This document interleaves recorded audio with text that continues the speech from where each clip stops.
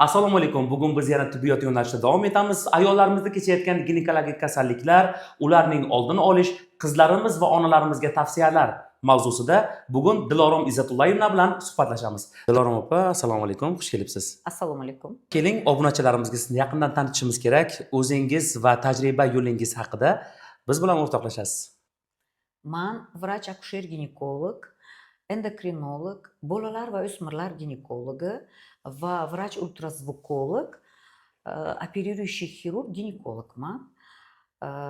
Rossiya Federatsiyasida Novosibirsk shahrida akusherstvo ginekologiya bo'yicha klinический ordinaturani tugatib va 17 yil Novosibirsk shahrida akusherstvo ginekologiya bo'limida заведующий отделение bo'lib ishladim. Hozirgi vaqtda Samarqand shahrida va Buxoro, G'ijduvon shaharlarida o'z ish faoliyatimni olib boryapman.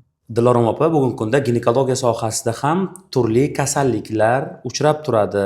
Bular orasida aynan bugun ginekologiya sohasida qaysi kasalliklar urchib bormoqda, ya'niki ko'payish darajasi ko'p?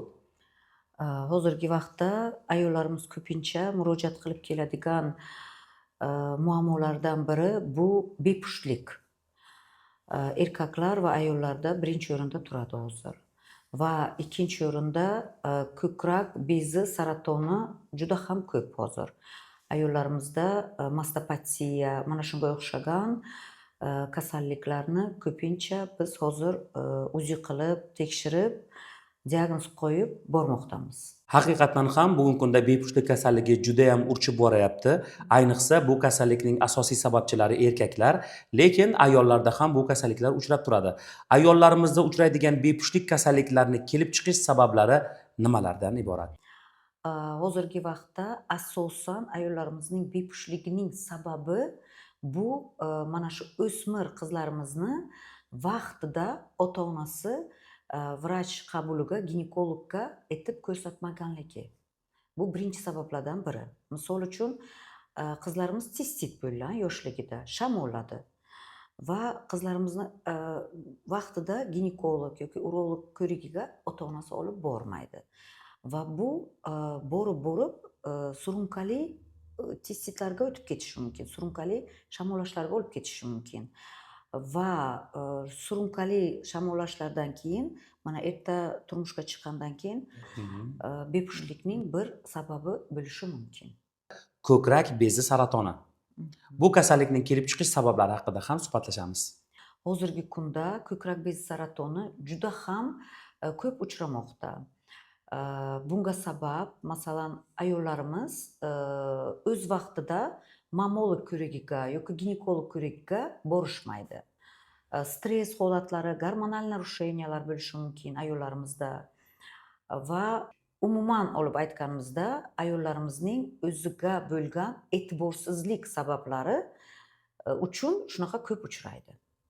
Mana shu mastopatiya, bepushtliklar, miomalar, har xil kistalar kelib chiqishining sabablari bu ayol kishining ruhiyatiga ham bog'liq.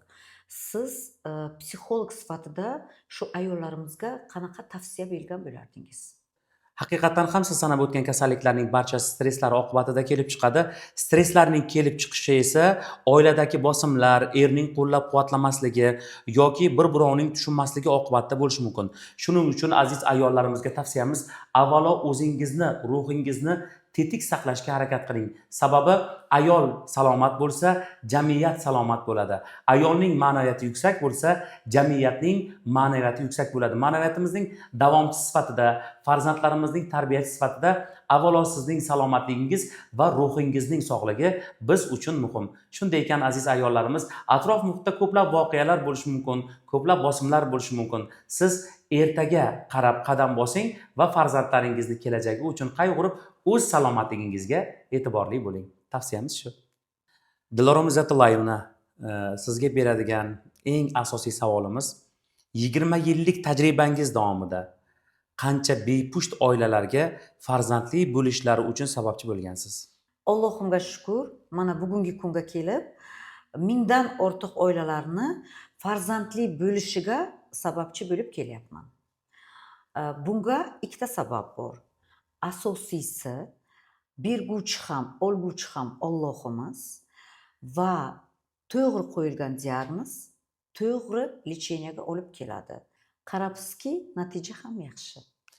Dilorom opa, insonlarni quvonchiga sherik bo'lishlikdan-da go'zal baxt yo'q. O'ylaymanki, har safar oilalar telefon qilib, biz farzand kutyapmiz desa, sizda ham boshqacha hayajonlar bo'lsa kerak. Menga juda ham boshqacha hayajon bo'ladi. Men patsientlarimiz telefon qilganlarida doktorjon test qildim, ikkita положительный chiqdi deysa agar, telefonni olib yig'layman. O'zim ham yig'layman-da. Patsientlarim bilan qo'shilib, o'zim ham quvonib, bu quvonch ko'z yoshlarim bo'ladi. Ayollarimizga qanday tavsiya bera olasiz?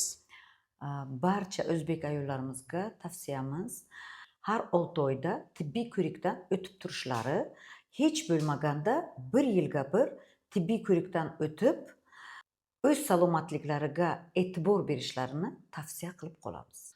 Dilorom Izzato'layevna, bugungi mazmunli suhbat uchun sizga rahmat. O'ylaymizki, bugungi suhbatimiz barchaga manfaatli bo'ldi. Hurmatli kuzatuvchilar, o'ylaymizki, bugungi suhbatimizdan o'zingizga keraklisini oldingiz. Bizni kuzatib borganingiz va ajratgan vaqtingizga rozi bo'lasiz. Xayr, salomat bo'ling. Salomat bo'linglar.